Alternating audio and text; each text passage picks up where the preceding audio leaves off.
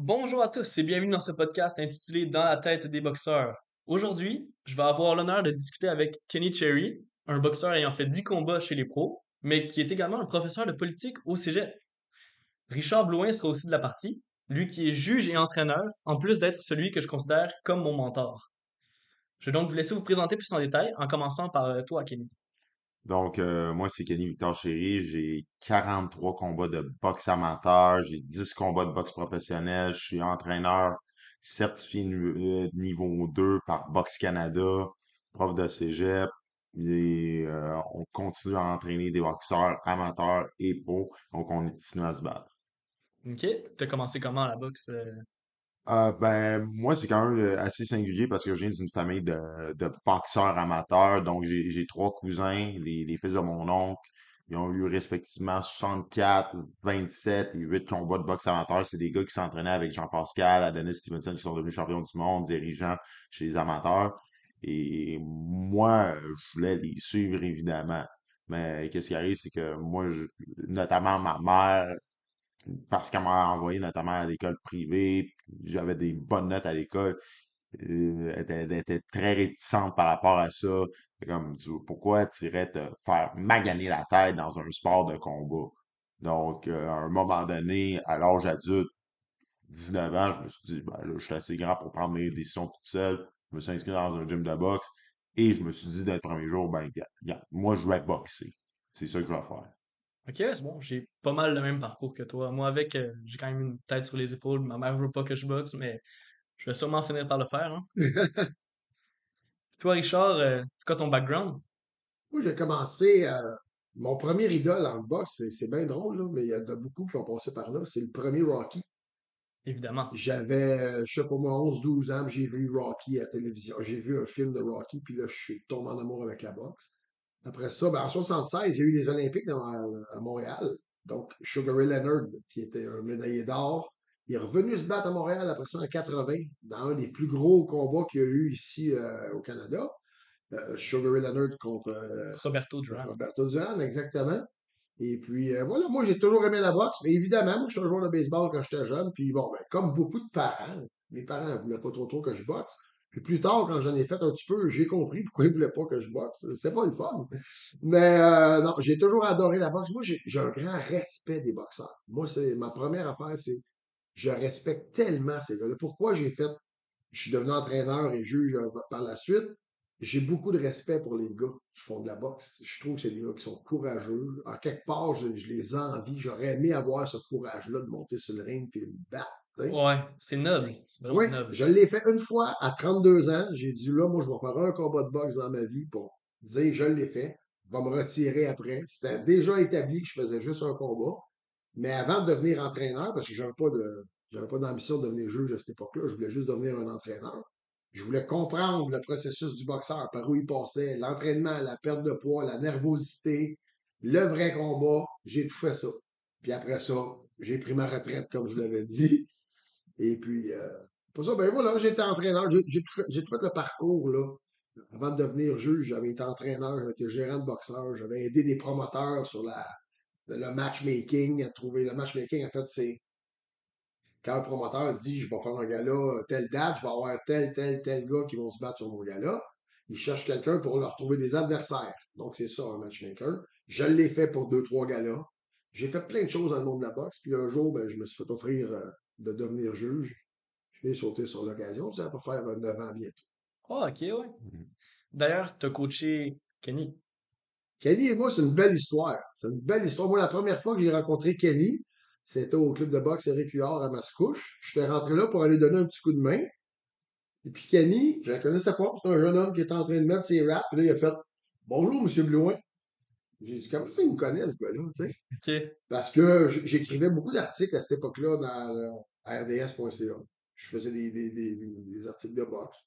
J'avais roulé ma bosse un peu comme entraîneur. Je ne sais pas d'où Kelly me connaissait, mais quand il me dit bonjour, Monsieur Blouin, j'ai dit, hey, c'est sympathique. Puis finalement, on a développé une super belle amitié. Puis depuis quelques années, c'est drôle, mais je l'appelle mon fils, puis il m'appelle pour Ok. Fait que, ben, on va rentrer dans le podcast. Fait que dans ce podcast, on va parler des émotions que vit le boxeur. Fait que tout le stress ou la fierté même, peut-être, après un combat, par exemple, qu'on a gagné. Puis on va aussi parler des commotions cérébrales puis tous les enjeux liés au cerveau, dans le fond. Mhm. Mais avant tout ça, on va commencer par un petit quiz. On va savoir qui est le meilleur de vous deux, qui a le plus de connaissances. Donc, par contre, il y a certaines questions qui vont être subjectives, qui vont être genre, qui on préfère entre ces deux-là, puis tout. Ok, fait que la première question, qui est le plus jeune champion poids lourd de tous les temps? Mark Tyson. Voilà, j'ai fait le buzzer, moi, monsieur. Ah, non, non, il a répondu, c'est lui. OK, je l'ai fait Mike le buzzer. Tyson. Bon, ben c'est bon, j'accepte la défaite. À quel âge? À l'âge de, si je me rappelle bien, 21 ans. 20 ans et 20 ans. 12 mois. Oh. Ah, 20 ans. Ah, là, j'en prends ça un point. Ouais, tu vas faire un point. OK, ça va. Je te le donne. C'est bon, c'est bon. 1-1. Ok. Selon vous, qui est le meilleur boxeur de tous les temps? D'un point de vue logique, je pense qu'il faut y aller avec Sugar Ray Robinson. Le titre pound for pound, là, le meilleur, qui veut dire le meilleur livre pour livre, peu importe. T'as un classement de livre pour livre, en général, dans les sports de combat. Ça, mettons, qui est le meilleur boxeur, toute catégorie de poids confondue. Ouais. Cette expression-là est apparue à cause de Sugar Ray Robinson.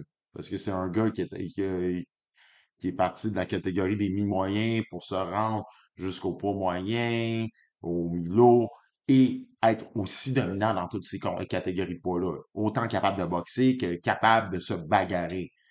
Et peu importe à qui on va s'adresser en général, on va dire c'est un petit peu la référence par rapport à ça. Ok. Ok. Moi, dans mon cas, il y a trois boxeurs que j'ai beaucoup d'admiration. Il y en a plusieurs. Mais celui que je considère comme le meilleur de l'histoire, c'est un être humain que je n'aime pas beaucoup.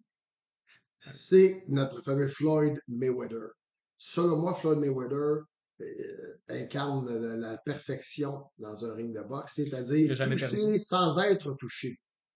C'est Exact, plus ouais. un genre, parce qu'il y a des boxeurs qui ont perdu puis que j'ai énorme, tu sais, Mohamed Ali, c'est comme un des grands de l'histoire, puis il a Ouais. 5 ou 6 défaites, on va en fin de carrière, mais Floyd Mayweather, quand on enseigne la boxe et on dit toucher sans être touché, je pense que c'est ce qui représente le plus.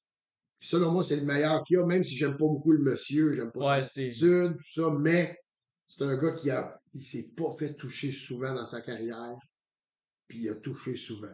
Ouais, c'est sûr. Mais il met pas beaucoup KO. Moi, c'est ce que j'aime pas de lui. Genre, il y a 27 KO pour 50 combats. Pour OK. 50 victoires, en fait. Ouais. Fait que 27, c'est pas beaucoup. C'est la moitié des combats qu'il met KO. Ah, mais là, Genre, on part un autre débat, là. Ouais, c'est pas. La boxe, c'est pas Ouais, juste du chaos. là, ouais, c'est c'est qui le sûr. meilleur. Mais si ce serait pogné contre des gars comme Wilder qui met tout le monde KO, personne ne lui résiste, à part Fury. Personne ne lui résiste. C'est pas la même game. Non, je suis pas d'accord. Je suis pas d'accord parce que Mayweather a affronté des très bons boxeurs, là. Il y a eu une période de sa vie où il affrontait les meilleurs, puis il se faisait pas plus toucher, là. Il a affronté Mosley, il a affronté le Portoricain.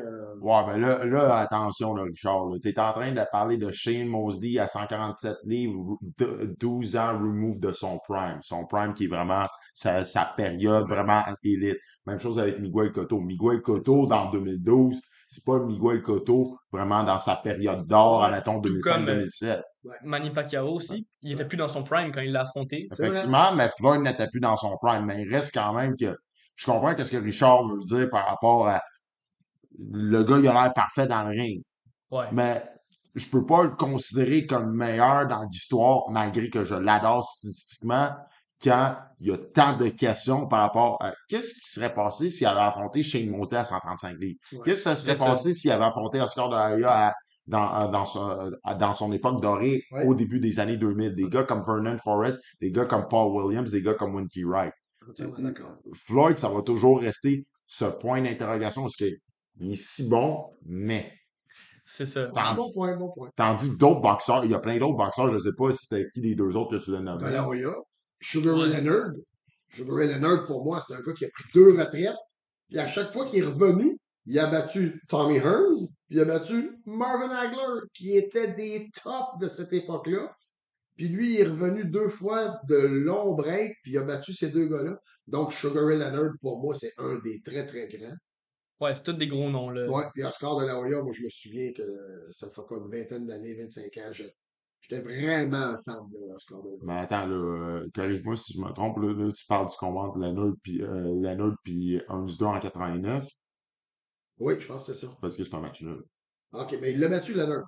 Donc, ça donne Non, pas le là, même. ouais, Leonard l'a battu, mais il était pas en retraite en 81, là. Non, non. Mais quand il a battu Hagler, si je me Ouais, trompe ouais, pas, c'était après une retraite de ouais, 3 ans. c'était après une retraite de 3 ans. Ok, ben on va passer à la prochaine question.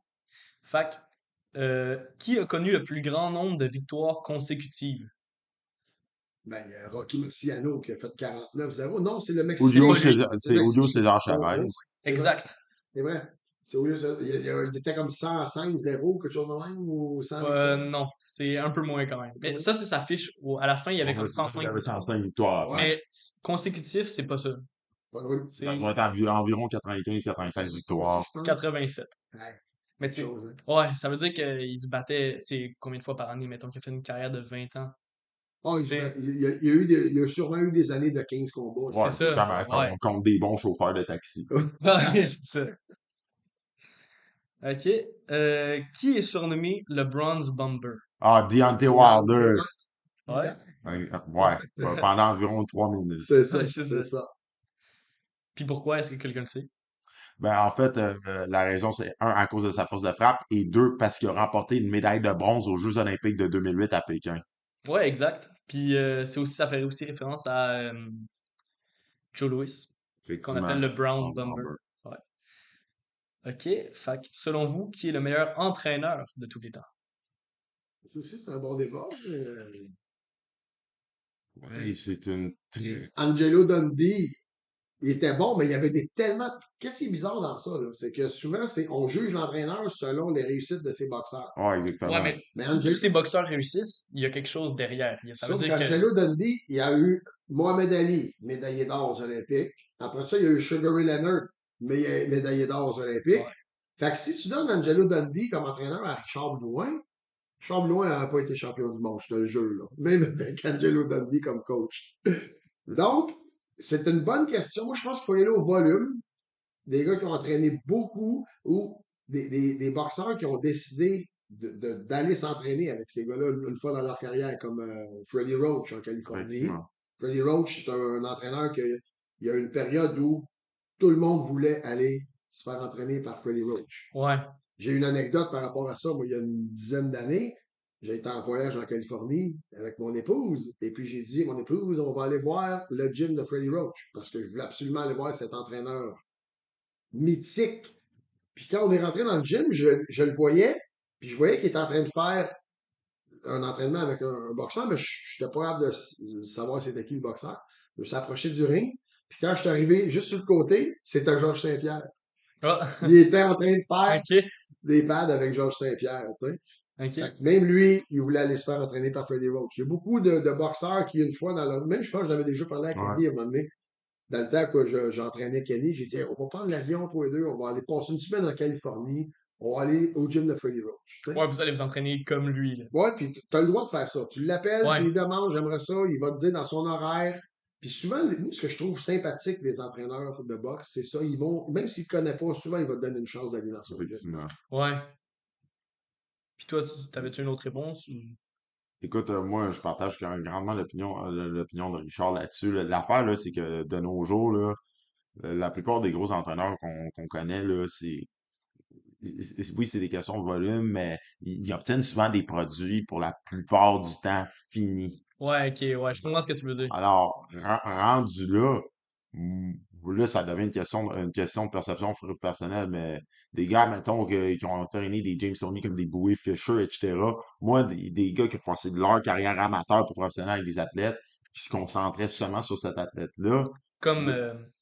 ben, vas-y, en fait. Vas-y, non, vas-y. Parce que moi, ce que j'aurais dit à cette réponse-là, c'est Cos d'Amado.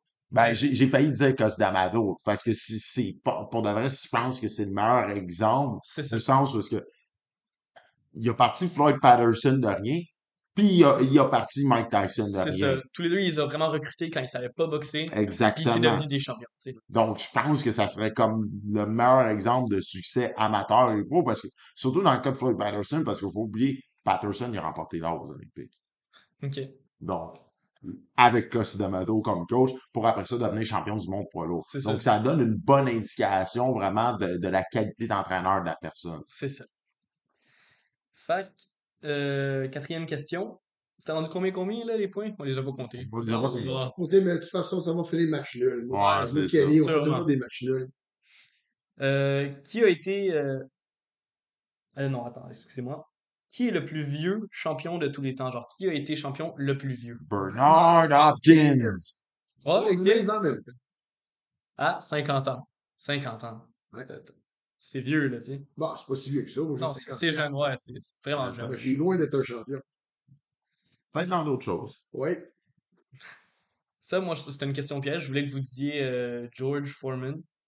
Mais OK. il y a un autre record, lui, c'est pas le plus vieux, mais c'est lui qui a qui a eu le plus de temps entre ces deux titres. Ouais, exactement. Fait que, ouais, 21 ans entre ces deux titres. Ouais. C'est gros Puis aussi. je pense qu'il a été le plus vieux champion poids lourd. Ouais, puis il a aussi longtemps été le plus vieux champion. Effectivement. Mhm. OK, fait que, quel est le surnom de Manny Pacquiao? Pac-Man. Ouais. OK, ça, là, c'est une facile. Ouais. Puis la dernière question. Selon vous, qui gagnerait dans un match Tyson Fury et Alexander Usyk? Moi, je vais y aller à la rencontre de qu'est-ce que j'entends tout le monde, mais je pense qu'Alexander Usyk, il gagne. Moi, je pense pas. C'est ça, je dis, je pense que la majorité des experts vont dire que Tyson Fury gagne, mais je pense qu'Alexander Usyk a un assez bon jeu de pied, Ouais, il a c'est une sûr. assez grande vitesse, puis une assez grande expérience maintenant chez les poids lourds, face notamment à des boxeurs qui ont une grosse force de frappe, puis il Ouais. restera pas contre Tyson Fury. Tyson Fury, s'il veut revert à son ancien style, ben, ça marchera pas contre Alexander Usyk, qui est un gars ultra mobile, qui va Ouais, c'est attaquer en ça. combinaison. Puis même si Tyson Fury veut faire qu'est-ce qu'il fait depuis 4 ou 5 combats, soit s'imposer physiquement, ben, Usyk aussi, il est rendu habitué à ça. Et je pense qu'il y a une plus grosse versatilité au niveau stylistique. Mais quand même, il y a quand même 6 pouces de différence. La longe est vraiment différente. Genre, Je veux dire, Joshua aussi avec une plus grosse allonge, puis qui regarde ce qui est arrivé en 2 combats. Ouais, c'est Je sûr. pense pas que ça va l'empêcher nécessairement de remporter un combat. C'est un gars qui a tout vu chez les amateurs, puis c'est un gars qui a été champion du monde olympique, champion du monde amateur, qui a été champion undisputed Ouais. chez les cruiserweights, puis champion unifié chez les poids lourds. Je pense que rendu là, avec l'expérience qu'il a, et on s'entend, Tyson Fury, c'est un loose cannon. C'est un loose cannon, c'est un gars qui est ultra talentueux. On sait pas à quoi s'attendre de lui, mais ça me surprendrait pas qu'il vienne avec une performance en demi-teinte face à un gars qui ne peut pas frustrer. Tyson Fury a besoin de rentrer dans la tête de ses Ça, c'est vrai. adversaires. Ça, Il c'est a vrai. besoin de rentrer dans la tête de ses adversaires. Il sera pas capable de faire ça avec Alexander Usyk. Honnêtement, sur ce point-là, je le sais pas. Je connais pas assez Usyk pour dire ça, là, mais tu sais, je trouve qu'il a quand même battu des gros noms de boxe. Ben oui, Il a battu certainement. Wilder, il a battu Klitschko. Klitschko, ouais. Ouais. Ouais, mais là, encore là, il faut relativiser, là. On parle d'un Klitschko de 43 Ouais. ans qui, honnêtement, je veux dire, a été champion du monde. Je veux pas enlever rien à ses accomplissements, là, mais il a été champion du monde pendant la pire période dans l'histoire de la division poids lourd. Ça a été la pire Ouais, il y avait lui et période son frère. Barnum, Ouais. lui et son frère. Ouais. Puis, est-ce qu'on est capable de nommer le top 10 des contenders à cette époque-là? Faut être un expert derrière. Je peux en Ouais. nommer, là, mais le point, c'est que ce n'était pas de la qualité. Tyson Fury est meilleur que Vladimir Klitschko, je suis capable de vous Ouais. donner. Il a été champion du monde longtemps, mais bref. Puis battre Wilder, je veux dire, si t'es capable d'éviter la marga ou si t'es capable de prendre, si t'as un menton, en fait, ben là, ça devient compliqué pour Deontay Wilder. C'est une autre réalité, ça. Ouais, parce que c'est juste un puncher, puis... C'est Ouais. littéralement un peu puncher, là. Je veux dire, il y a pas gros éléments tactiques dans sa Ouais, boxe. vraiment pas. Donc, moi, je pense honnêtement qu'Alexander Usyk, c'est une totale autre paire de manches, puis je mettrai pas ma maison, mettons, sur Tyson Fury là-dessus. Ah, moi, je sais pas. Ah, Mais ben bon. là, va falloir que t'en parles à tes parents, par exemple. Ouais, j'ai pas de maison. Mais, ok, ben on peut passer au vif du sujet maintenant. Bon, le quiz, il n'y a pas de gagnant. On était supposé révéler le gagnant, mais il n'y en a pas. Match nul. Match nul, c'est Ah. bon. Euh, C'est bon. Fait que, maintenant, on va parler de l'avant-combat. Avant un combat de boxe. Donc, comment on se sent, disons, durant le camp d'entraînement? Le camp d'entraînement, c'est une période où est-ce qu'on peut, tu c'est comme la période de plusieurs mois où est-ce qu'on s'entraîne avant un combat, comme en préparation pour un certain adversaire. Donc, comment on se sent durant cette période-là? Exténué. Je pense que le mot, c'est exténué. On est toujours sous pression. Il y a de l'autocritique à faire. Il y a de l'anxiété de performance parce qu'on sait qu'il y a un objectif au bout de ça. Et la réalité, c'est que, je veux dire, c'est comme pour n'importe qui. Au quotidien, là, il y a des jours où est-ce que tu te sens bien, où est-ce que tout va bien, des jours où est-ce que tu vas mal. Mais là, tu es dans un sport de combat où est-ce que tu dois te préparer pour un combat au bout de 8 semaines, peut-être même 12 des fois. Et tu peux pas mal performer en un sens, je veux dire.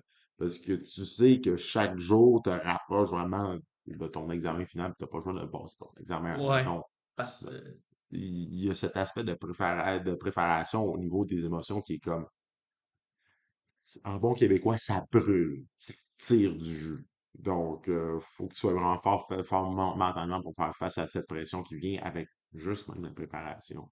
ah ouais. Ouais. Puis t'as tout le monde dans ton gym, sans le vouloir, ils veulent t'encourager, mais t'as de la pression. Là. Hey, tu vas le battre, hein? Hey, tu vas le battre, t'es gros, hein? Ah, Ouais, j'ai vu une vidéo l'autre fois, là. Hey, tu vas le battre, ce gars-là, il frappe pas, hein, il colle pas, là. Fait que là, les gens font pas ça pour mal faire, ils font ça pour t'encourager. Mais ouais, te toi, donner de la force. ouais, mais toi, Mhm. tu m'as regardé des vidéos une fois de ton adversaire. Puis des fois, là, un boxeur, là, c'est souvent ce qui fait peut-être le plus orgueilleux au monde. Ouais. Ouais. Jamais il va dire hey, ce gars-là, il a de l'air fort en tabarouette. Non, non, non, on va le battre, là. Mais quand il est tout seul chez eux, dans son salon, des fois, il doit se dire hey, je m'en vais me battre contre une machine. Ouais, Tu sais? contre un champion, là, tu Mais sais. ces gars-là, moi, je les connais, les boxeurs, ça fait comme 30 ans que je suis dans le monde de la boxe. J'ai rarement, pour ne pas dire jamais, entendu un boxeur avouer qu'il avait peur. Et je pourrais vous dire que 100% des boxeurs ont peur. Puis Ah ouais? c'est normal, tu t'en vas Mais te battre c'est ça. en bobette devant une foule avec un gars devant toi qui est entraîné pour te donner des coups. Puis qui te veut du mal. Et pas Genre, ouais. grave. Mais c'est. Ils ont. Puis si à un moment je dis n'importe quoi à Kenny, tu me corrigeras, mais moi je pense que tout le monde a peur avant un combat de boxe, C'est sûr. mais ils ne diront jamais. Mm. C'est sûr. Ou ben non, tu sais, la fameuse pesée. Je sais pas si ça faisait partie de tes questions. Pas vraiment, on peut en parler. La pesée d'avant, c'est une vraie comédie, mais ça fait partie du folklore de la Ouais. boxe. Tu sais, Ouais, définitivement. c'est un folklore, la pesée. Tu sais, faut que tu arrives à. Mais là, après ça, il y a le face-à-face. Là, les boxeurs se regardent dans les yeux pendant 8, 10, 15. Des fois, ça dure 30 secondes. Je peux te dire une chose, mon Félix, c'est que j'ai entendu dans 90% du temps, après une pesée, quand j'étais entraîneur, ou bien quand je connaissais des boxeurs, 90% du temps, le gars débarque la balance, là, il dit, j'ai vu la peur dans ses yeux. J'ai gagné ce qu'on appelle le Ouais. Ouais, face-to-face. c'est Ouais. ça. J'ai gagné le face-to-face. Je l'ai vu, là, à un moment donné, il a cligné des yeux. Les gars, ils font tout pour se donner Ouais, confiance. ben c'est sûr. C'est sûr. Puis, Kenny, est-ce Ouais. que je dis n'importe Non, quoi? t'as totalement raison. Puis, je veux dire, ça veut rien dire. Ça veut rien dire. C'est pas parce qu'il y a la personne devant toi qui nie les yeux que tu vas gagner le combat. Ben, Non, faut que tu te battes. Ouais, c'est ça. Faut que c'est tu te ça. battes. C'est C'est ça. ça. Ben, c'est un moment qui est vraiment drôle Ouais, parce que c'est drôle. l'amateur moyen, là, puis je ne méprise pas l'amateur moyen, je dis l'amateur moyen, le gars qui aime la boxe, qui paye ses billets, puis que le lendemain au travail, il va parler du gala. Bon, ce monsieur-là ou cette madame-là qui aime beaucoup la boxe, adore les pesées. Moi, avant d'être impliqué dans le monde de la boxe, je ne manquais pas une pesée. Quand Ouais. Buté se battait, quand Éric Lucas se battait, Stéphane Ouellet, là, je parle moi, là, quand il y avait la pesée la veille au centre Molson ou au centre Bell ou peu importe, j'allais toujours à peser pour voir le cas, puis comment il l'a regardé, puis comment il avait de l'air préparé, puis il a l'air déshydraté, il a pas l'air déshydraté. Ouais. Mais ça demeure que le lendemain, quand le combat commence, peu importe ce qui s'est passé la veille, C'est Ah un ouais. nouveau jour, vraiment, là. Exactement. Puis, tu sais, mettons, justement, ce jour-là, comment on se sent, mettons, avant, là, dans les vestiaires? Ah, ben, ça, Là, tu parles avant le combat, là, pas à la pesée, là, avant le Ouais, ouais, combat. avant le Avant combat, le le Avant le jour du combat. combat. Quand le gala de boxe est commencé, puis là, tu sais que Puis c'est le combat 1, puis toi, tu vas être ton le tour s'en combat vient. 3 ou 4, Ouais, mettons. c'est ça. Hey, il y a plusieurs émotions qui viennent il y a plusieurs émotions qui viennent à l'esprit. Je veux dire, veux pas, là, t'as passé 8 semaines dans le gymnase à t'entraîner pour ce combat-là, là. La réalité, c'est qu'il y a une partie de toi, puis je pense que c'est naturel, il y a une partie de toi qui a peur naturellement de pas performer. T'es comme, C'est sûr. qu'est-ce qui se passe si cette personne-là est meilleure que ce que je m'y attends, si la personne apprend plus fort, etc., etc. Mais il y a aussi ce sentiment, puis ça, je pense que c'est totalement propre à ceux qui font des sports de combat. Il y a un sentiment quand même d'excitation qui est là. Il y a un sentiment d'adrénaline qui est présent. Il est comme, je vais faire quelque chose que peu de gens dans le monde sont capables de faire. Et c'est quand même une émotion que je suis même pas capable de décrire en ce moment. Un mélange d'anticipation, d'excitation, euh, de stress. Ça te donne de l'énergie. Ça te donne de l'énergie. T'es comme, OK, je veux y aller, je veux y aller. Malgré qu'en même temps, t'es comme, hey, ça se peut que je me fasse casser la face ce soir. Ouais. Je me souviens d'avoir vu un boxeur avant un combat qui hochait la tête un jour, puis qui m'a regardé dans les yeux, puis il m'a dit, veux-tu bien me dire pourquoi je fais ça?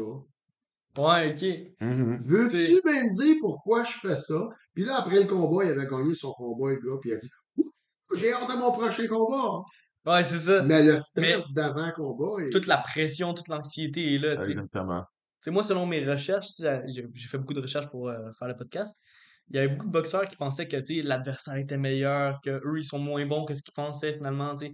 Comme le moment où est-ce qu'ils, tu sais, ils vont entrer dans le ring, ils sont moins bons que ce qu'ils sont. Genre, ils Mhm. pensent être moins bons, tu sais. Ah, Ça revenait beaucoup, là. Il y a quelque chose que j'ai remarqué aussi à travers mes années de boxe professionnelle, qui est différent de la boxe amateur. À la pesée, les gars sont déshydratés. Je te donne un exemple. Le combat a lieu à 160 livres. La veille, le gars est 159,5. Mais après la réhydratation, c'est pas rare que les gars vont prendre 14, 15, 16 livres.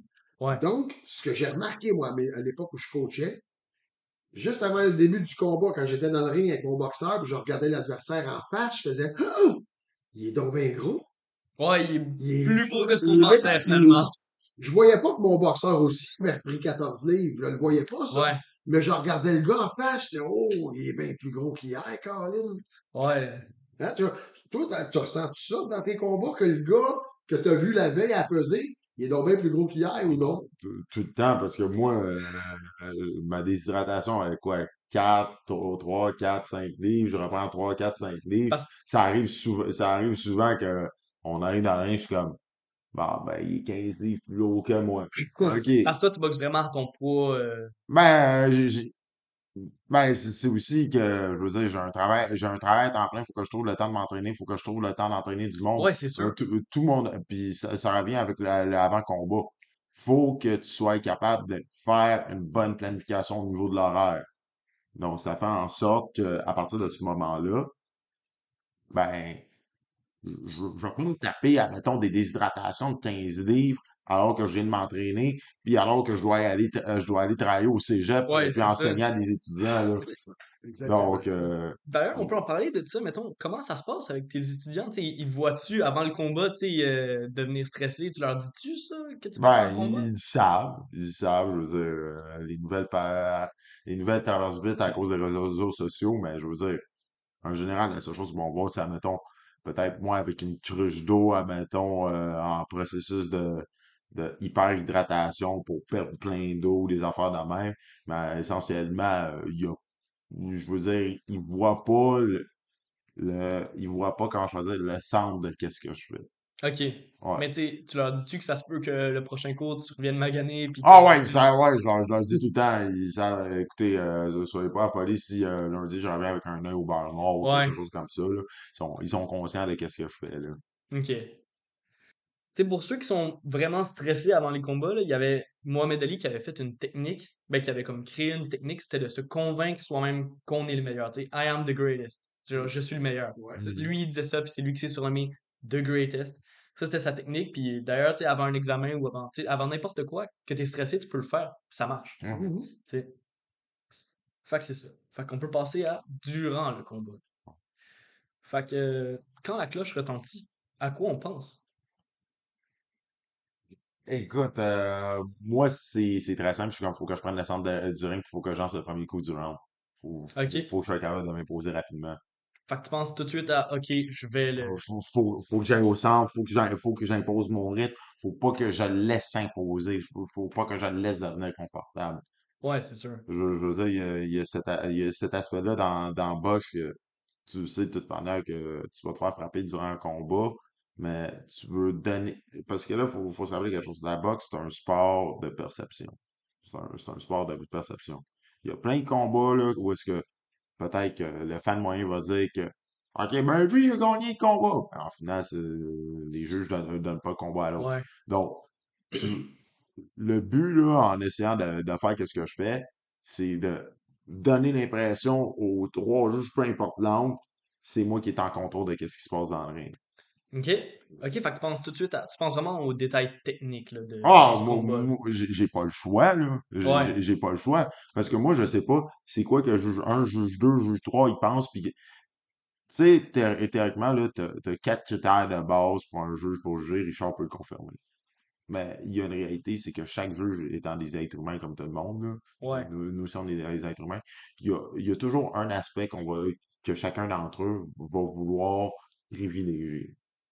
Donc, là, moi, là, à chaque fois que j'embarque dans le ring, surtout durant le combat, là, à chaque seconde près, je mange un coup de poing, je suis comme, OK, il faut que je fasse ça, parce que je calcule, est-ce que je suis en train de gagner le round ou non? OK? Est-ce que je suis en train de calculer le round? Donc, il faut que je fasse une action significative pour me remettre en avant. Évidemment, ça marche pas à tous les coups parce que, comme je l'ai dit, sport de perception, mais ça occupe mon esprit. Ça met un stress. Puis la réalité, c'est que ça occupe mon esprit, puis c'est un stress supplémentaire parce que je sais que ça se peut que il y a aussi ça en arrière de ma tête d'être comme peut-être, ah ben, je perds le round, peut-être que je pourrais faire un petit effort. Ben là, je me dis, peut-être que si j'en fais un plus gros, je vais être sûr de gagner le round. Peut-être que ce plus gros effort-là va me mettre en danger. Ouais, c'est ça. Donc, Genre, il y a malheureusement ce déséquilibre-là qui existe. Mais dans mon cas, je me mets dans cette situation de stress dès le début du combat parce que j'ai comme pas le choix. Peut-être que je serai pas capable de le mettre KO. Donc, il faut que je m'assure ouais, faut que de tu gagnes vraiment le début. d'influencer la perception des jeux juste assez pour dire il a gagné le round, il a gagné le deuxième, il a gagné le troisième jusqu'au sixième.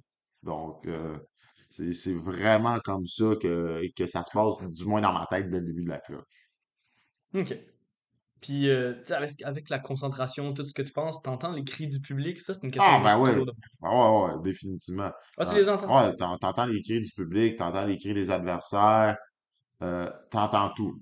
C'est pas parce que t'entends que tu laisses ça te déconcentrer. OK, ouais. Tu sais, je veux dire, moi, ma blonde a déjà venu me voir me battre une fois, puis je l'ai entendu tout le round que ça a duré, là. OK. Mais, je veux dire, est-ce que je dois me laisser faire déconcentrer parce que ma blonde crie pour une raison ou une autre? La réponse, c'est non. Genre, j'entends mes amis dans la foule, parce que je dois les laisser me déconcentrer? Non. Par exemple, quelque chose que je fais, puis que j'ai appris à mes boxeurs, aux gens que j'entraîne à faire, là, en boxe amateur, c'est souvent, là, l'entraîneur adverse va donner des instructions dans le ring. Puis ça, c'est une erreur que je fais moi-même, je l'écris mes instructions. Ouais, parce qu'après ça, t'entends les instructions de l'autre, Ouais, tu mais vois ce qu'il va faire. en général, il n'y a pas tant de boxeurs qui vont réagir aux instructions de l'entraîneur adverse. OK? Mais souvent, mettons, supposons qu'on va dire qu'un entraîneur va dire hey, lance le jab au corps. Bon, ben, on va prendre un step back, on va prendre un Ouais. step back direct derrière ça, on va readjust. Donc oui, on entend tout ce qui se passe, mais on essaie de rester concentré.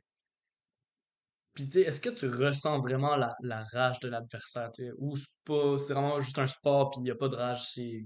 Ah ouais, définitivement, définitivement. Moi, j'ai une carrière de un seul combat. Ouais. Ouais, une grosse expérience. Amateur, comme j'ai dit, c'est drôle parce que en sparring, le sparring, c'est ce qu'on appelle les combats d'entraînement.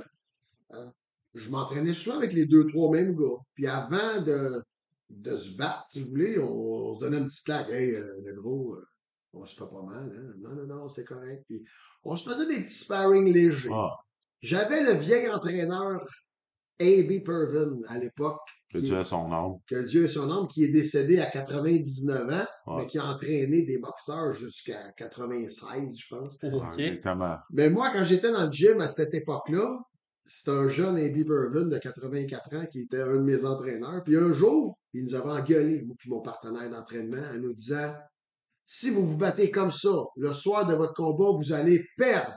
Parce que là, vous allez trop smooth. Puis il nous avait vraiment engueulé. Vous êtes trop smooth. Vous avez des bons gants, vous avez des bons casques. Battez-vous! Puis là, moi, Ok. mon adversaire, on s'est fait un petit clin d'œil. On s'était dit, je me souviens, hey, laisse-les faire, là. Laisse-les faire. Bon. Fait que, ce qui est arrivé, le soir de notre premier combat, à moi et ce gars-là, on a tous les deux perdu. Ah oui. Puis moi, je me souviens Parce que t'avais pas la rage, t'avais Je pas. me souviens de la réaction que j'ai eue quand je suis revenu dans le coin de mon premier round. J'ai dit à mon coach, hey, il veut me faire mal, ce gars-là. Ok, ouais. Il swing pour me faire mal. Parce que j'avais juste fait des sparring légers avec mon partenaire. Fait que là, quand le combat a commencé, je voyais le gars qui voulait me frapper puis qui voulait me faire mal. Puis j'ai vraiment été surpris. Ok. Je te dis, après ça, je me suis ajusté, puis j'ai fait un super beau combat. Je suis très fier de mon combat que j'ai fait. J'ai perdu une décision partagée. J'avais 32 ans, mon adversaire avait 21. J'étais content de monter sur le ring, mais si j'avais écouté M. Purvin, puis que je m'étais entraîné avec plus de hargne, comme si c'était un vrai combat, j'aurais fort probablement déclassé ce gars-là parce que je pense que j'étais beaucoup plus talentueux que ce jeune homme-là avec qui je me suis battu. Mais Ok. lui, il voulait me planter, puis moi, je voulais juste marquer des points, je voulais juste... C'est ça la différence. et Lui, voilà. Ouais. Donc, il à en la voulait. question, est-ce que tu sens la rage de l'adversaire? Je m'excuse si j'ai pris beaucoup de place dans la Ben non, réponse. c'est Oh, ça vrai. va. Mais moi, je suis allé m'asseoir après le premier round, puis j'ai dit à mon coach, ce gars-là, il me swing pour me péter la gueule. Puis là, il m'a dit, ben, c'est à ça qu'on joue, le gros. Ouais. C'est à ça qu'on joue, le gros.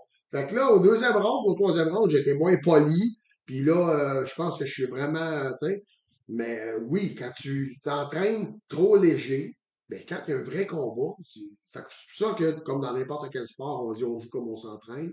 Mais à la boxe, il y a des moments pour des sparring légers quand tu n'es pas en préparation de combat. Mais il y en a qu'il faut que tu y ailles pour de vrai, puis que c'est vraiment une Oui, simulation de combat, là. quand tu es Exact. à l'approche d'un vrai combat, faut que ton adversaire il te donne de la misère. Si tu domines Ouais. trop ton adversaire, c'est pas bon.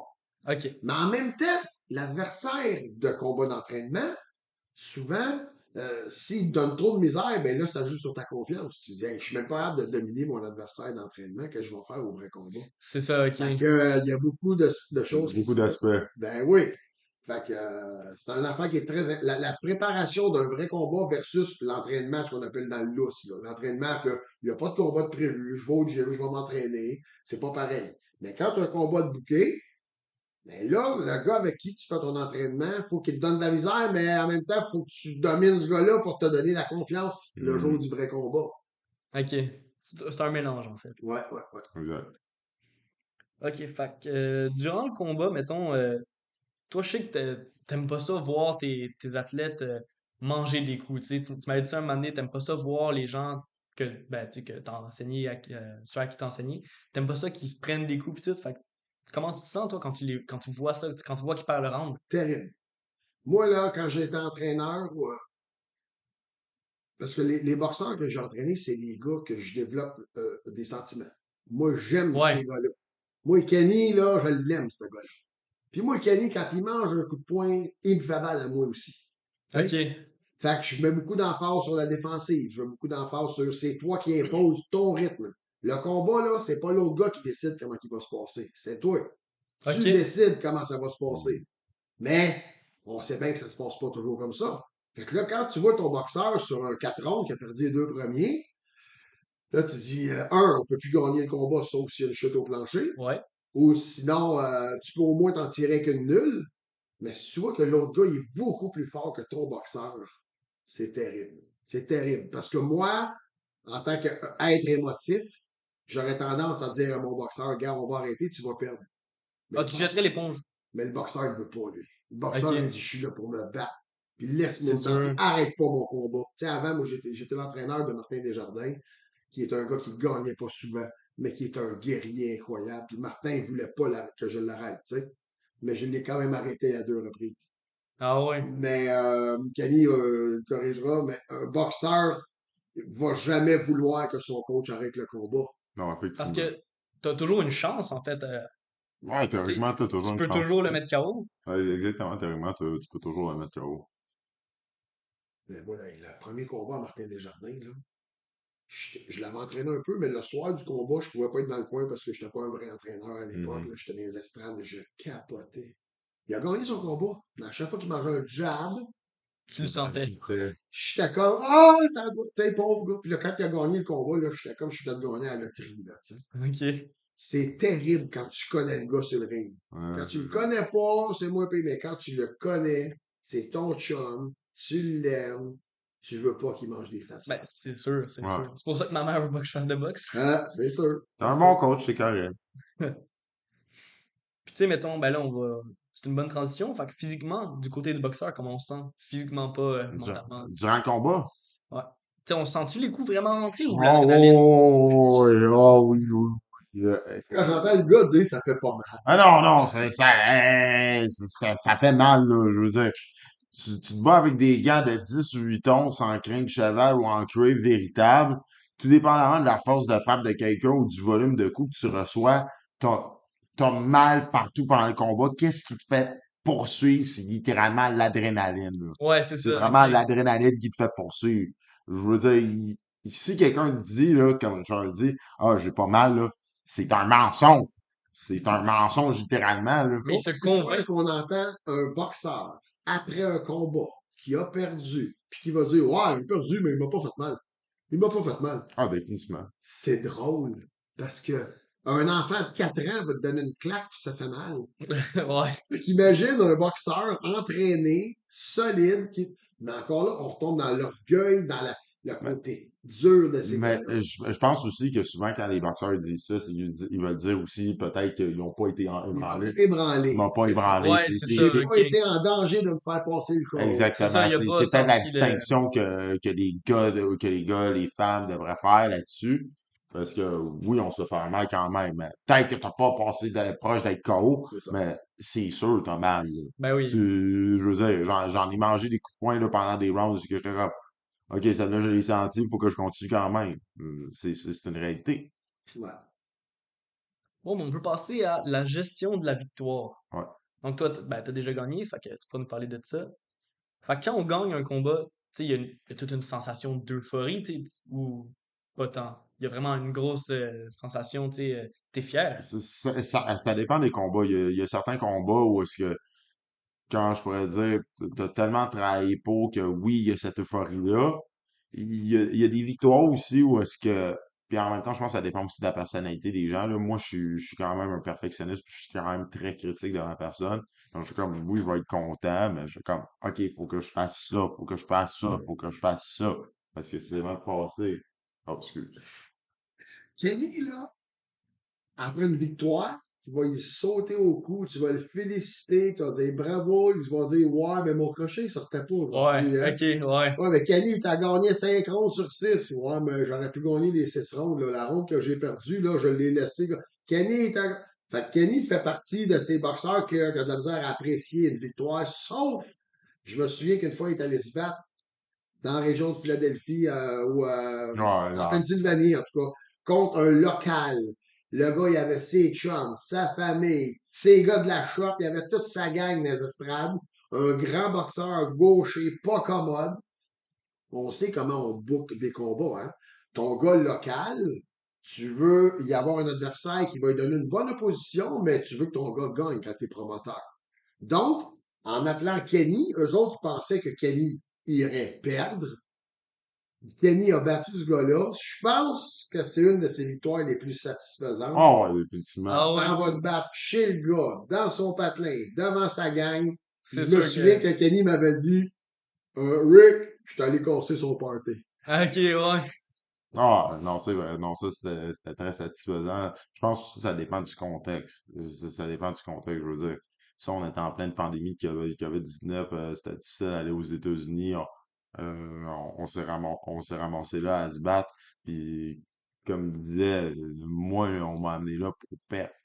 Ouais, c'est ça. Moi, puis moi, quand je prends un combat, je m'en vais jamais là pour. Je suis pas, mettons, comme comment je pourrais dire, les faire valoir qu'on amène au Québec, admettons, pour des Olympiennes qui ont l'air, le terme est mal choisi, d'employés du marché Jean Talon, là. Je veux dire, t'as pas l'air d'un athlète, mais tu vas te battre contre quelqu'un qui est aux Jeux olympiques de Tokyo puis qui a gagné les Jeux panaméricains. Ça fait pas de sens. Puis ces gens-là, ils viennent ici, ils savent qu'ils sont là juste pour se faire poivrer de coups de poing. Ouais, c'est ça. Puis pour faire monter la fiche. Exactement. Moi, peu importe c'est quoi ma fiche, moi, je m'en vais n'importe où, mais pour gagner. OK. Donc, il y a, il y a cette mentalité-là. Donc, c'est sûr que lorsque je m'en vais, mettons, aux États-Unis, puis en fait, je m'en vais mettre KO un gars devant sa foule, ben, ça, c'est le meilleur sentiment au monde. Il y a un certain contexte aussi en termes de gestion de la victoire. Puis est-ce qu'à la fin du combat, tu sais, on pense directement au prochain? Comme ils disent, tu sais, ils prennent le micro, t'es le prochain, tu sais, ou non? Pas nécessairement, là, pas nécessairement. Je veux dire, il faut pas oublier là, que là, l'exemple que tu as utilisé, là, c'est peut-être pour 1% des boxeurs. Tu sais, ces boxeurs qui sont des multimillionnaires, on sait qu'il y a peut-être un petit groupe de boxeurs qui vont peut-être affronter pour peut-être une autre bourse, peut-être de 5-10 millions de dollars. Mais là, pour, admettons, le commun des boxeurs, soit 99% des boxeurs, là, tu sais, on retourne au gym lundi puis on va voir c'est quoi le plan. On OK, va c'est voir à ça. partir de ce moment-là. Là. Je veux dire, on n'est pas tous des Floyd, mais on aimerait tous ça être des Floyd Mayweather, mais il y en a un seul Floyd qui peut faire 300 millions en 36 minutes. Ouais, c'est ça. Puis, OK, ben là, ma prochaine question, c'était à quel moment la douleur commence à arriver, mais durant le combat, finalement? Ouais, c'est ça. Dès les 3 premières secondes, Ouais, le premier coup de poing que tu tu le manges, sens. que ce soit bloqué ou pas, tu vas la sentir, la douleur. OK. Je dirais qu'un des ronds des premiers, les plus difficiles, c'est le premier. Ah, c'est le Parce premier que des t'es plus tough. froid, t'es cold encore, t'es pas. Ouais, t'es pas. Tu t'es réchauffé dans le vestiaire, ton coach t'a donné quelques petites claques un peu, tu t'en donnes un peu, mais les premiers vrais coups, après le premier round, quand tu t'assois, si c'est un round de moindrement intense, les rounds d'après, je pense que ça fait un petit peu moins mal parce Ouais, que t'es T'es effectivement. réchauffé. habitué à la. Ouais. Effectivement. Je te dirais les premiers coups dans les premiers rounds, encore une fois, j'avais été en Floride avec Martin Desjardins contre un adversaire qui avait 13 victoires, aucune défaite, 12 KO. OK. Et puis quand Martin s'est assis après le premier round, là, j'ai pris son On m'a pris. mouthpiece. Puis j'ai dit, puis comment ça va? Là, il dit, je savais qu'il frappait fort, mais il frappe plus fort que je pensais. Fait que là, toi, comme coach, faut pas que tu dises, ah oui, il frappe fort, ben, qu'est-ce que tu veux qu'on Ouais, fasse? c'est sûr. Moi, je dis, non, non, il frappe fort, mais toi, tu frappes plus fort que lui. Ben Tu ouais. sais, puis il faut que tu fasses du renforcement positif. Ouais, exactement. Ouais, c'est sûr que si tu te fais dire, ouais, c'est vrai qu'il frappe fort, ben, Ah, il a l'air à tu vas frapper perdre. fort. Ouais, c'est ça, ouais. Ouais, c'est ça. Ah, je m'excuse, mais t'es congédié. Ouais, c'est ça, exactement. Puis, ouais, comment ça marche? Est-ce qu'après une victoire, on doit aller faire des bilans médicaux, même si on n'a pas eu de KO, même si. Ben, de manière technique, ce qui arrive, c'est tout le temps à la sortie du ring, tu vas toujours voir un médecin qui est mandaté par la régie pour voir est-ce que tu as eu des os brisés, est-ce que tu as Ouais, quelconque blessure suite au combat. Puis en général, qu'est-ce que tu vas avoir, c'est tout dépendamment, tu vas avoir une suspension juste pour la récupération. ok. Tout dépendamment des dommages qui ont été subis durant un combat, on va toujours miser sur vraiment, ben, OK, d'un point de vue théorique, parce que là, d'une commission à une autre, on a toujours des théories, des critères différents, mais on va toujours miser sur la prévention et la récupération pour le pugiliste. Tout Ok, ouais, c'est boxeur sûr. finit un combat avec une suspension. Ouais, minimal Ok, 7 jours, Que tu as gagné ok, ou tu as ouais. perdu ton combat, tu vas être interdit de boxer pour tant de temps. c'est ça. Pour justement pas se battre comme à l'époque, des gars qui faisaient 3 combats dans la même semaine. Ouais, Ouais, c'est ça. exactement. Alors là, un 4 rondes, c'est 7 jours. Un Ouais, 6 rondes, c'est 2 semaines. Minimalement, parce que si t'as des ouais, dommages. Même si exactement, tu as gagné, exactement. même si tu as gagné ton combat, il y a des suspensions qui sont faites automatiques pour protéger les boxeurs. Ouais. Ok. Puis, tu sais, qu'est-ce qu'on fait après un combat, mettons, après un combat qu'on a gagné, tu sais? Est-ce qu'on va au bar ou on se couche avec des Advil, tu sais? Encore une fois, c'est contextuel. Je veux dire, il y en a certains, j'ai certains amis après des combats, tu sais, ils sont sortis dans des bars, ils sont sortis fêter avec tous leurs amis, tout leur entourage. Moi, en général, qu'est-ce que je fais, c'est la première chose que je vais faire, c'est que je vais me claquer du fast-food. Ok. Je- Ok. Non, mais Ouais. je veux dire, t'as passé 8 semaines à manger, admettons, ultra bien, à surveiller ta ligne, admettons, Ouais. manger du brocoli, puis du brocoli bouilli, puis du poulet bouilli. Et comme, ben, peut-être que pour certains, manger un repas copieux, c'est comme une chose ultra... En tout cas, moi, dans une victoire, c'est ultra satisfaisant, admettons, de manger un hamburger du IW. Je sais, Ok. il y en a certains qui vont vouloir faire le party, partir sur la rumba en bon québécois. Je veux dire, il y a cette célébration-là, mais cette célébration-là est propre à chaque boxeur. Ok. Ok.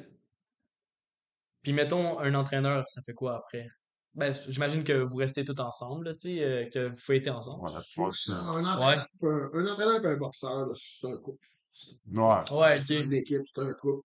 Puis l'entraîneur doit être là après la victoire, mais il doit être surtout là après une défaite. ouais. Ouais, ça c'est sûr.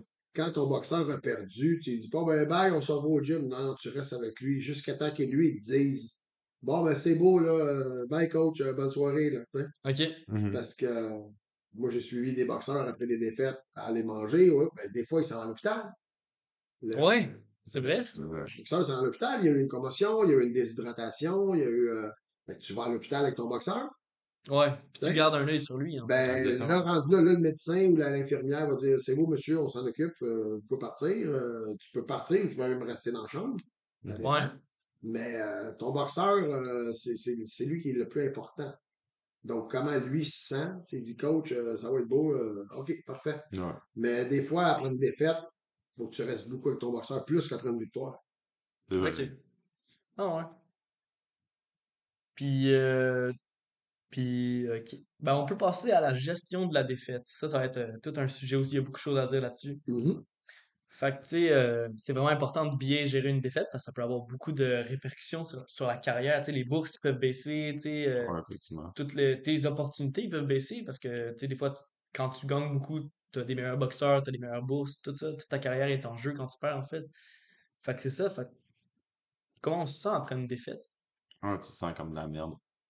Ah ouais? Je sais pas si j'ai le droit de dire ça. Ouais, ouais, Je t'as le droit de pense tout que dire. oui. T'as le droit de tout dire. Non, mais je veux dire, pour de vrai, une défaite dans un sport de combat, je veux dire, c'est pas comme une défaite, admettons, au hockey Au ou au tennis. tennis, Ouais. là. Je veux dire, non seulement t'as pas pu avoir l'approbation des juges, ou peut-être que t'as même été arrêté, mais en général, c'est devant une foule. Donc là, imaginez comment c'est difficile pour l'ego de quelqu'un, autant au niveau mental que physique, de, je sais pas, admettons, te faire mettre KO devant une foule. Admettons, je sais pas, t'as ta famille, t'as tes amis, Ouais. c'est un des pires sentiments qu'un être humain peut ressentir. Des fois, il y a des défaites qui sont amères, là, ça, c'est sûr. Là, admettons, t'as certains combats que tu penses légitimement que tu as gagné, mais malheureusement, les juges t'ont pas donné la victoire. T'es plus fâché. T'es plus fâché que d'autres choses. Ok. Mais en général, là, quand t'as vraiment perdu, c'est comme si t'entrais un petit peu dans une sphère de mini-dépression. C'est clair. Ok. C'est Ah ouais, clair. carrément. De mini-dépression. C'est parce que t'as mangé des points dans la face. Ouais. Perdre un match de tennis, tu joues contre. À l'époque, tu vois que je viens d'une autre époque, À c'était pas. ton fils Brush. Je disais André Agassi, moi. Mais là, un joueur aujourd'hui qui joue contre Félix Auger-Aliassime. Toi, là. Ouais. Félix Langlois, tu vas jouer un match de tennis avec Aliassime. On s'entend qu'il te bat 6-0, Ouais, ben 6-0. oui. Mais après, tu vas compter à tes chums. J'ai joué au tennis avec Aliassime. C'était fou. La balle a passé à côté de moi à 200 km/h. Ouais. Je n'ai pas fait un seul point, mais ça vient de finir. Mais à la boxe, t'as le nez rendu là, t'as mal à la mâchoire, t'as un œil au beurre noir, t'as une côte de fêlée, t'as mangé des coups physiquement. Ouais, puis, ben, ça fait mal, en Ça fait, fait comme on dit. mal. Ah, Après Puis la défaite, perdre un combat de boxe, c'est pas comme perdre un match de tennis, c'est ça. exact. il Fait y que a t'as plus reçu d'enjeux. des coups, puis comme dit Kenny, devant une foule.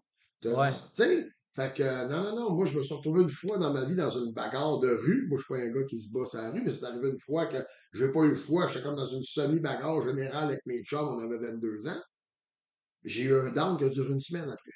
Parce que Donc, je présume que t'as perdu cette bagarre-là. j'ai tout Ouais. gagné. J'avais 4 adversaires, j'ai battu les 4. Mais bon. Ouais, ouais. Mais il y en a un qui m'a donné un coup, puis qui était même pas impliqué dans le combat. Puis c'était un gars, tu sais, une bagarre de rue, de parking, de centre d'achat. Ouais.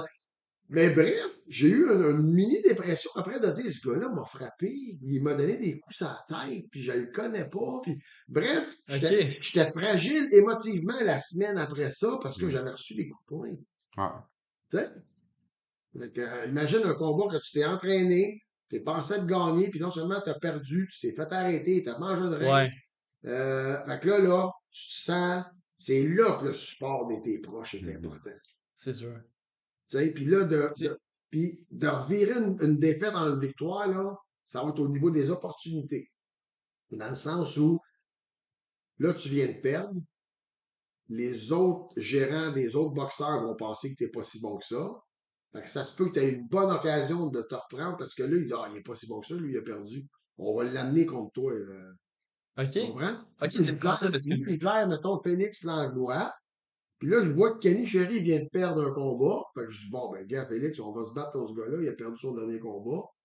Fait que là, le gars qui a perdu, c'est une opportunité de dire, ah ouais, tu penses que je vais en perdre deux en ligne? Puis Ouais, c'est comme ça que tu vas motiver ton boxeur. Mais si c'est un mauvais gérant, puis tu le bookes juste contre des gars trop forts, à un moment donné, ton gars, il aurait pu perdre, il n'a plus aucune confiance en Ouais. lui. Il faut que tu le gères comme il faut, puis que tu te dises, bon, ben là, on va aller prendre ce gars-là, que je suis là, je pense que t'as vraiment des chances de gagner. Faut pas que le gars, il se ramasse avec 5 6 défaites en ligne. Non. ouais, ça, c'est sûr que tu t'enlèves pas, là. C'est Comme ça. j'avais noté ça, c'est. Tu sais, il y en a beaucoup qui se relèvent pas de leur première défaite, là. Tu sais, Effectivement. genre, tu sais, comme dans Rocky, c'est ça qu'on voit, en fait, dans Rocky 3. Ouais? Il se relève, ben, tu sais, ça il prend du temps à se relever de sa défaite, pis tout, c'est, tu sais, ça doit être compliqué, tout cet aspect-là ben, de reprendre confiance en soi, pis tout. Non, c'est sûr. La façon que c'est géré une carrière de boxeur, t'as deux façons. Tu as les boxeurs autonomes, puis tu as le boxeur que il est allé aux Olympiques, où il était champion canadien, champion. Puis là, lui, il est sous contrat avec un promoteur qui va lui donner un salaire pour s'entraîner. Fait que là, lui, il investit beaucoup sur son boxeur. Donc, il veut pas qu'il perde dans ses 5 6 10 premiers Ouais, combats. ben Fait oui. que là, il va choisir minutieusement. Fait que là, le gars se ramasse dans une cage de verre où il y a 12 13 14 victoires, aucune défaite. Et là, la première fois qu'il affronte un vrai dangereux, s'il passe pas au travers, c'est pour ça souvent que les gars, on l'a mis sur un piédestal, il a fini par croire lui-même qu'il est invincible, parce on lui a fait à croire ça depuis le début, on lui a donné tout ce qu'il y avait comme occasion. Ouais. Puis à sa première défaite, le gars se dit, hey, j'étais pas si bon que ça finalement. Des fois, c'est juste la malchance. Mais je te donne un exemple, là, la première défaite qu'il y a eu le nom m'échappe, mais ça va me revenir. Il y a un boxeur dernièrement qui a eu une première défaite. Il y a un boxeur à Macramzé, là. Euh, Ouais. c'est Artem Oganessian. Artem Oganessian, qui est un super bon boxeur, là, vient de subir sa première défaite. J'ai hâte de voir comment Artem Oganessian va se replacer de ça. Il était genre 14-0, quelque chose comme ça. Oh, ok, ouais. Puis là, il se bat contre un Mexicain qui a genre 25-8. Donc, tu es supposé passer à travers ce gars-là, mais il s'est fait envoyer au plancher dès le premier round. Là, ça change tout. Ah ouais, Donc là, ton ça plan de va match, sentir. là, la fameuse phrase Everybody's got a plan until they got punched in the face. Tout le monde a un plan avant d'être frappé. Ben, c'est exactement ça qui est arrivé. Fait que là, comment on va gérer ça, comment son équipe va gérer ça, ça va être très, très, très important. Effectivement. Fait qu'il y a beaucoup de boxeurs, par contre, qui reviennent plus forts de leur défaite, tu sais, qui apprennent, j'imagine que c'est ce que tu fais. Tu Mhm. essaies d'apprendre, de voir tes erreurs, peut-être que tu regardes des vidéos de ce Ouais. que tu as fait de mal, puis tout. Ouais, effectivement. Je pense que qu'est-ce qui est important dans la gestion de la défaite, c'est sûr qu'après cette période de mini-dépression, comme Richard l'a dit, faut que tu sois bien entouré, faut que ton équipe soit capable de t'entourer, faut que tu sois capable de faire un travail sur toi-même, de voir quelles erreurs importantes tu as faites peut-être dans les premiers deux, trois derniers combats, peut-être qu'ils se répètent si t'as, mettons, perdu tes deux, trois derniers combats, pour aller retravailler ça au gymnase, mais pas de la même manière que tu l'as fait. Faut que tu changes qu'est-ce que tu fais en termes de planification à l'entraînement pour être sûr de ne pas faire ces erreurs-là, pour se Ouais. donner la chance de devenir meilleur.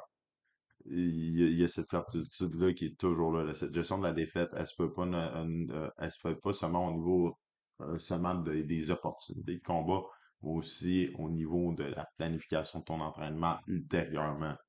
OK. Parce que c'est là que va partir ta victoire. Si tu fais bien les choses au gymnase, ben, tu as au moins un 25 à 50% de plus de chances de gagner un combat. Ouais, c'est sûr. sais, dans mes sources, ça disait, comme vous disiez, tu sais, il y a vraiment une période de déprime, mais on passe par 5 étapes après une défaite. C'est le refus du verdict, tu sais, Mhm. on croit qu'on a gagné, la déprime, la réflexion sur ses erreurs. Donc, tu sais, là, on reprend l'entraînement, tu sais, comme tu disais, on reprend en fait. Après ça, il y a l'acceptation, puis l'apprentissage. Ouais. Tu sais, ça, c'est toujours le même schéma, puis tout, là. Moi, je pense que c'est toujours le même schéma, puis pour la plupart. Ben, Mais tu sais, je peux pas m'associer au premier parce que moi, en tout cas, peut-être que je suis ultra égocentrique, là, mais le refus de la défaite, là, je veux dire, je sais quand je perds, quand je gagne. Si, admettons, j'ai 6 défaites chez les professionnels, il y en a 5 que je suis sûr que j'ai perdu, puis ça, c'est de ma faute. Donc, le refus de la ok. défaite, ça, je le vois pas. Je suis comme, je suis capable de vivre avec. Ok. Je suis capable de vivre avec, j'ai perdu, c'est, ça, je me suis fait KO, ça, j'ai perdu la décision, it is what it is. Donc, mais pour le reste, oui, tu as totalement raison. Ça, c'est tous des éléments par lesquels on passe en tant qu'athlète. Ça, Ouais, c'est ou même dans la vie, tu sais, moi, tu sais, je me souviens que l'année effectivement. passée, tu sais, j'avais des échecs en maths, puis, tu sais, ben, je m'étais mal préparé aux examens, puis je me souviens que toutes les étapes, je les ai vécues. Tu sais, au début, je me disais, ben non, c'est la prof, elle me corrige mal, qu'est-ce qui Excellent, se c'est passe? très bon. Après ça, tu sais, j'ai déprimé, j'ai réfléchi, j'ai accepté, puis j'ai appris. Puis après, t'as dit, je serai pas prof de maths, on va faire d'autres choses. Ouais. Ouais, c'est ça, Mais exact. pas de mal dans ça, ouais. Fait que, ok, puis maintenant, en comparaison avec ce qu'on fait le soir de la victoire, qu'est-ce qu'on fait le soir de la défaite? Eh boy, Soit la défaite, on se dit qu'on n'est pas bon, j'aurais pas dû faire ci, j'aurais pas dû faire ça. ouais, ben, Ouais, ok. au-delà de ça, je pense qu'on essaye surtout de se changer les idées. Ouais. On Ok. essaie de se changer les idées, je veux dire, des fois, tu vas, si tu boxes à l'extérieur, tu essaies d'aller explorer les villes où t'es. Je te donne un exemple. Euh, Quand je suis allé à New York me battre, je pense en octobre l'année passée, j'avais perdu par arrêt d'arbitre au 5e round. Donc là, évidemment, je suis magané, je suis magané physiquement, un petit peu mentalement. Qu'est-ce que j'ai fait? Ben, j'ai visité New York la nuit. Ok. J'ai Ben, tu sais, t'en gardes quand même un bon souvenir au final. Oh, ben, je veux dire, pas du combat en Ouais. tant que tel, Mais mais de la soirée, puis oh, tout ben, ça. c'est ça, tu visites New York, tu explores la ville, t'essaies de te changer les idées, t'essaies de te vider un petit peu l'esprit. Je pense que c'est la meilleure chose à faire dans ces circonstances-là. Parce que tu veux pas te mettre trop d'idées noires dans la tête Ouais. à ce moment-là. Ben oui, c'est sûr. Ok, on peut passer aux commotions cérébrales puis aux dommages du cerveau, on va dire. On va Mhm. appeler ça de même. Fait que, tu sais, toi, t'as pas la peur de, tu sais, mourir sur le ring comme la Mexicaine. Tu sais, la Mexicaine, je Ouais, pense que c'est l'année passée. Janet Zacarias Ouais, Zapata. exact. Tu Ouais. t'as pas cette peur-là? Non, parce que de toute manière, si je mange, je vais être mort, je pourrais pas aller en Ouais, inconscient. mais, ok, ben d'abord, da... OK, blague morbide à part. Ouais, Blague morbide à part. Là, faut se remettre en contexte de ce décès-là, là. Je veux dire, on a vu bien et beaucoup de monde faire du capital politique, notamment sur cet événement-là, notamment certains journalistes du Journal de la Presse que je nommerai pas ici, notamment Québec solidaire puis Gabriel Nadeau-Dubois par rapport à l'exploitation des gens au Mexique, etc. Mais il y a une réalité que tout le monde oublie là-dedans. Quand on a suspendu cette boxeuse-là au Mexique, on lui a dit, tu dois te faire opérer au cerveau. ouais, Tu j'avais dois, lu tu ça, dois ouais. te faire opérer au cerveau. Il y a un refus de la personne en question. Il y a un refus de la personne en question et son équipe n'a pas réussi à convaincre la personne en question de faire justement faire cet effort-là pour, comment je pourrais dire, pour l'aider en cette. Puis là, il y a cette réalité-là. A été suspendu, mais il y a eu ces recommandations-là. La régie au Québec, elle reçoit juste le fait qu'elle a été suspendue, elle a rempli sa suspension. On ne sait pas qu'est-ce qui se passe en. Je veux dire, il n'y a pas de commission unifiée dans le monde, là. Mais il reste que c'est la responsabilité du boxeur et de son équipe en termes de gestion des risques, des commotions cérébrales, etc. Là, je m'excuse, là, encore une fois, là, l'année passée, je veux dire, la boxe québécoise a filé un mauvais copeton, la régie, les promoteurs, etc., là, mais il y a une seule, en fait, un seul groupe de personnes qui sont responsables, c'est la personne, malheureusement, qui est morte et son équipe. Ouais, c'est ça, C'est parce de que, la négligence, en fait, c'est de la négligence criminelle de la personne, de la personne qui était en charge de son entraînement. Parce que je veux dire, cette personne-là est au courant. Ouais, c'est Tu ça. peux pas laisser la personne boxer. Ouais, c'est sûr que moi, j'aurais pas fait ça. Moi, je me serais fait opérer, puis tout, là. Exactement. C'est de sa faute, en fait.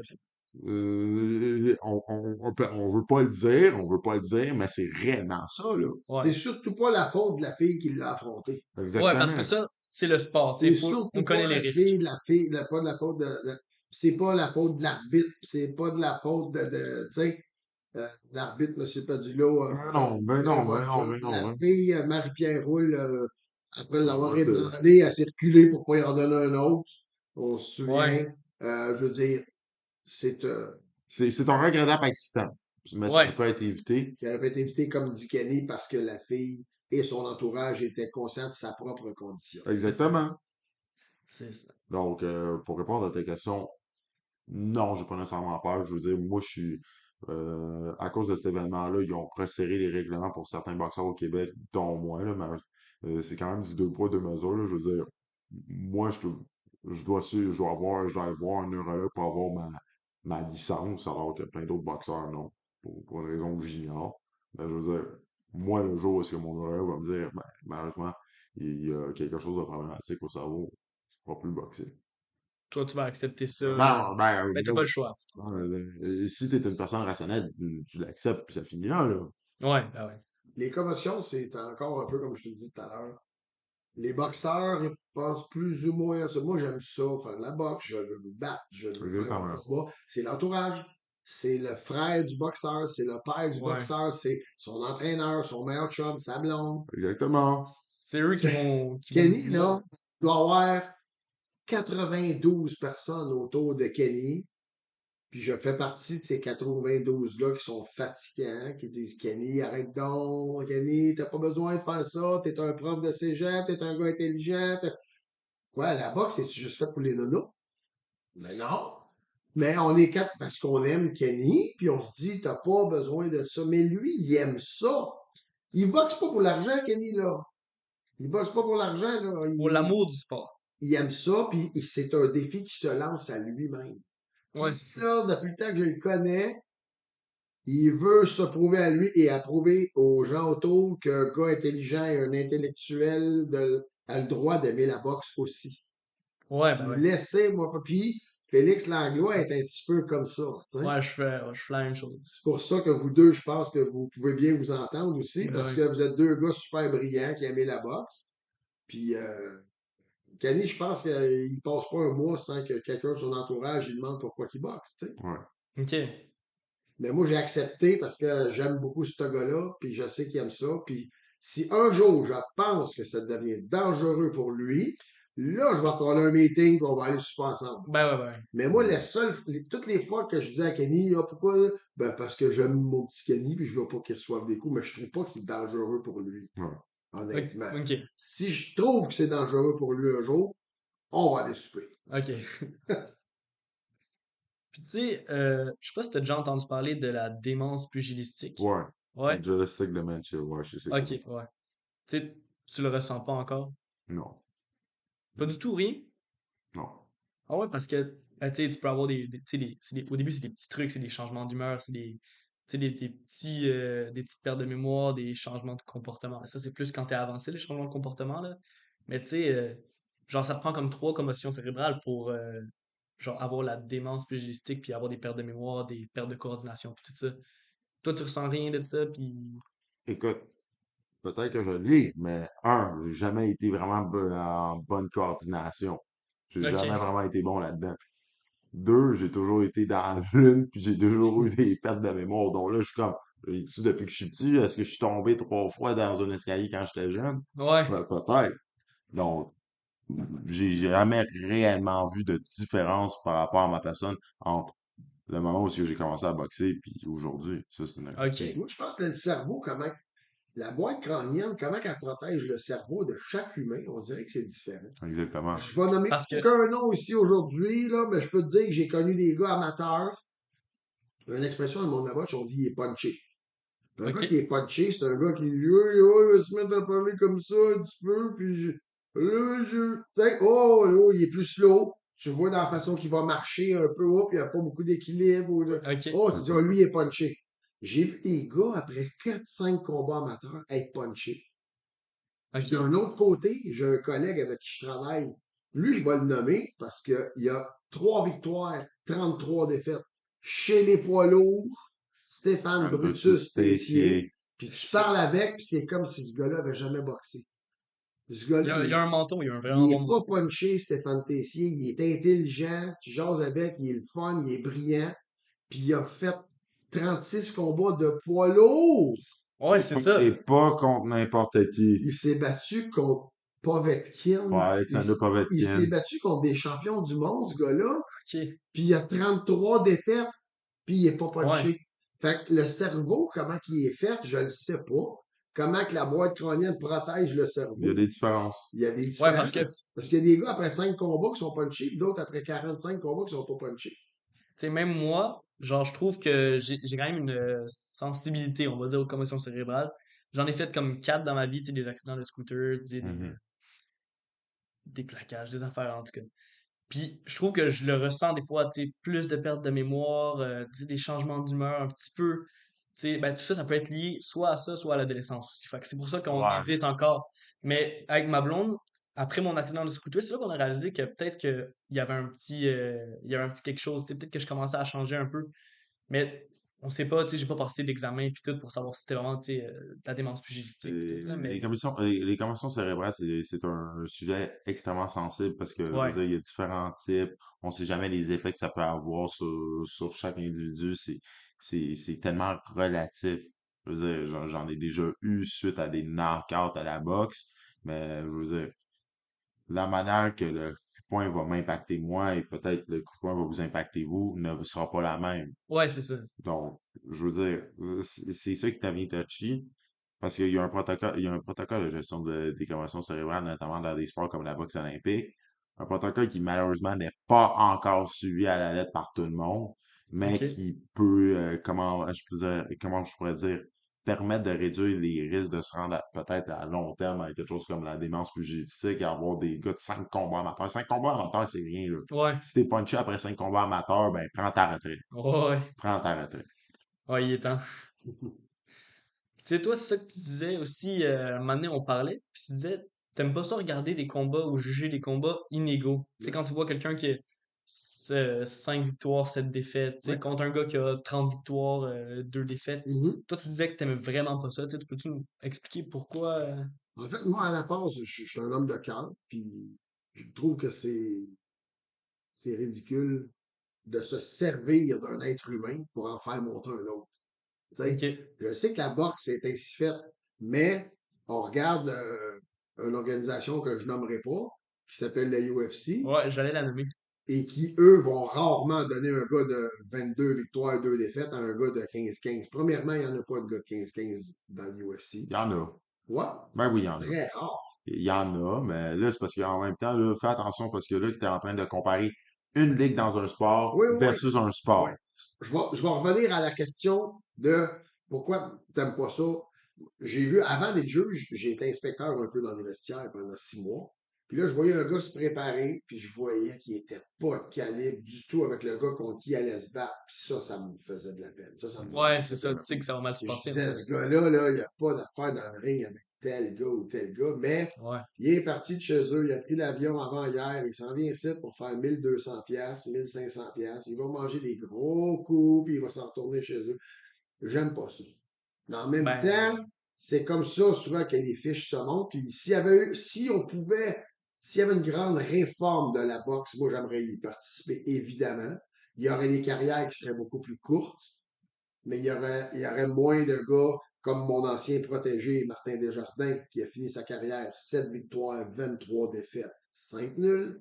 Les 5 nuls, on s'entend que c'est des gros combats sur la route, qu'il y a peut-être fait que bref, 28 défaites, 25 défaites, 5 nuls, c'est des coups de poing d'en face. Ouais. C'est ben oui. beaucoup. Fait que moi, je pense qu'un gars, à un moment donné, après tant de défaites, ou après tant de. Pas des défaites, parce que des fois, il y a des défaites que tu as poursues, Ouais. tu sais. Ouais. Mais des combats qui sont clairement inégaux, ça, il faut que ça arrête. Ben oui. Ça, il faut que ça Mais arrête. ça arrêtera pas. Pourquoi? Parce que C'est un business, premièrement. pas seulement ça, c'est que, tu sais, mettons, quelqu'un qui vient de Pologne, on lui offre un billet pour venir au Canada, tu fais 1500 $. Mais ouais, Why not? Ouais, c'est vrai. Je veux dire, il y C'est a un vrai. incitatif. ben Puis oui. ces gens-là ont du cœur, ont du courage. Ça arrivera malheureusement pas, mais il a raison. On devrait arrêter les combats illégaux, mais ça arrêtera pas. On va continuer à en voir des Olympiens tapocher, admettons, quelqu'un qui vient de Aguascalientes au Mexique, puis qui a 3 victoires, 13 défaites. On va continuer à le voir, malheureusement.